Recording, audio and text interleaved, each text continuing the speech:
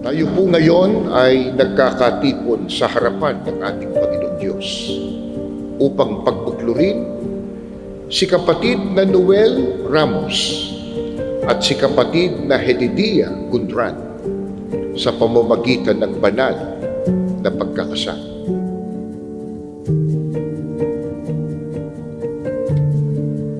Dapat mahalin ng mga lalaki ang kanilang asawa tulad ng sarili nilang katawan. Walang taong namumuhi sa sarili niyang katawan, bagkus ito'y pinakakain at inaalagaan, gaya ng ginagawa ni Kristo sa Iglesia. Kung napansin mo, kapatid na Noel, ang babae pala'y itinulad ng Diyos sa isang marupok na sisidlan. Pag sinabing marupok na sisidlan, madaling masira, madaling mabasa, madaling masaktan, madaling magdamdam. Kaya ang marupok na sisidlan ay iniingatan, kinakandil, iginagala, minamahal at isinasaalang-alang. Isang katotohanan, kapatid na Noel, mula nang ipanganak si kapatid na Jen hanggang sa magkaisip papag-aralin ng kanyang mga magulang, wala kang puhunan sa ginawang pag-aaruga sa kanya ng kanyang mga magulang.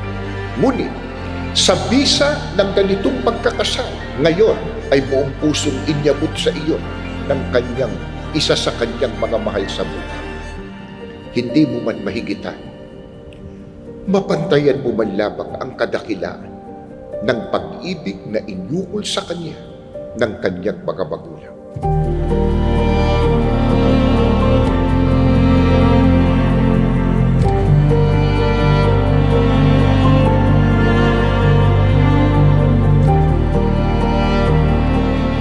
At ang babae ay gumalang sa kanyang asawa na magsiibig sa kanyang asawa, magsiibig sa kanilang mga anak, magpakahinahon, magpakalinis, magpakasipag sa bahay, magagandang loob, pasakop sa kanyang asawa upang huwag lapastanganin ang salita ng Diyos. Ang babaeng ikinakasal na may ganitong katangian ay lubhang mahalaga sapagkat ang lalaking nakasumpong sa kanya'y nakasumpong ng isang mabuting kapalaran. Mamalaging ikaw nawa, kapatid na Jen, ang kalwalhatian at karangalan ng iyong asawa. Masabi nawa, sa puso at damdamin ni kapatid na Noel, hindi siya nagkamali sa paglusong sa buhay may asawa, sapagkat ang kabiyak niya ng buhay ay bigay ng Diyos.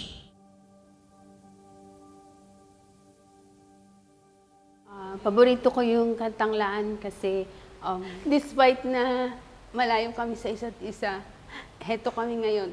Talagang pinanindigan niya na hanggang ngayon kami pa rin yung magkasama. Maraming mga bagay na talagang kahit malayo kayo, pag winwork out ninyo, wala namang perfectong tao talaga. Pero yung Laan na yon sa tamang panahon, ang isang tao pag talagang sayo, para sayo, ano man yung hadlang na dumating sa buhay nyo, kung talagang kayo yung magkakatulungan.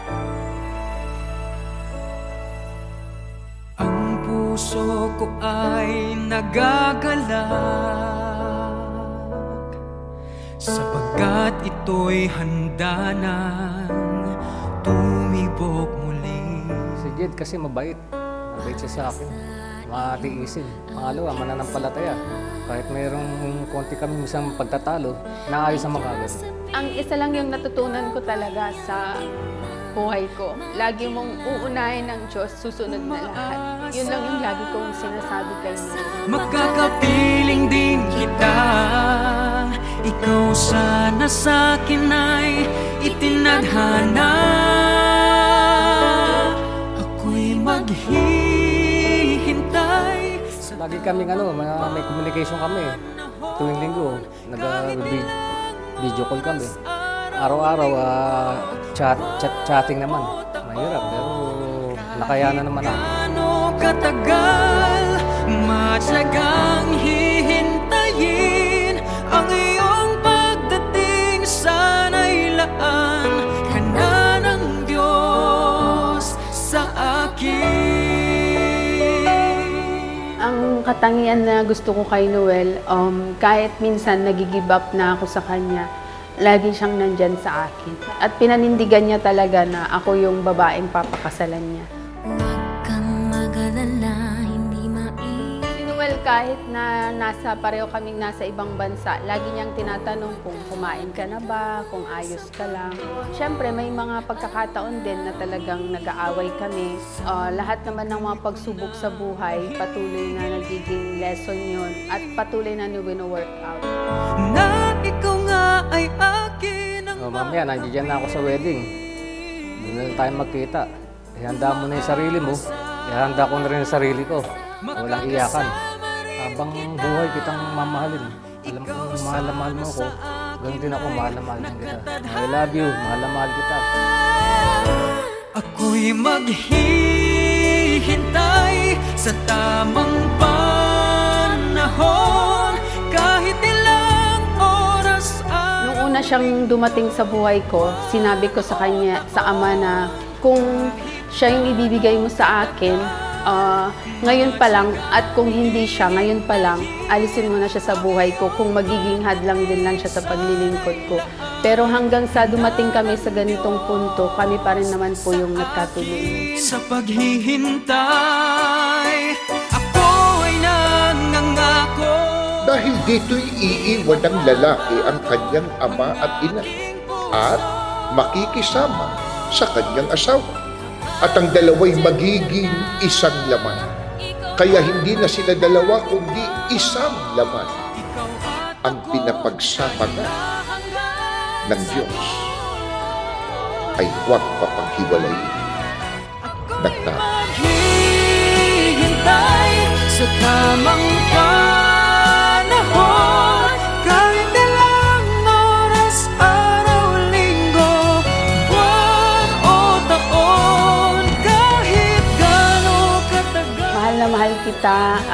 Sana itong next chapter o journey ng buhay natin, lagi kong sinasabi sa iyo, sana patuloy mo pa rin akong mamahalin at patuloy din kitang mamahalin. Kahit anuman yung mga pagsubok at yung individual differences natin, lagi lang tayong magpanata sa Ama para lalo pa tumibay yung paglilingkod natin sa ating Panginoong Diyos. Pagdating sana'y laan ka na ng Diyos sa akin. Ako sa aking karapatan bilang ministro ng Ebanghelyo sa loob ng Iglesia ni Cristo, ipinapahayag ko na kayo ay tunay na mag-asawa ayon sa mga utos ng Diyos. Sa akin.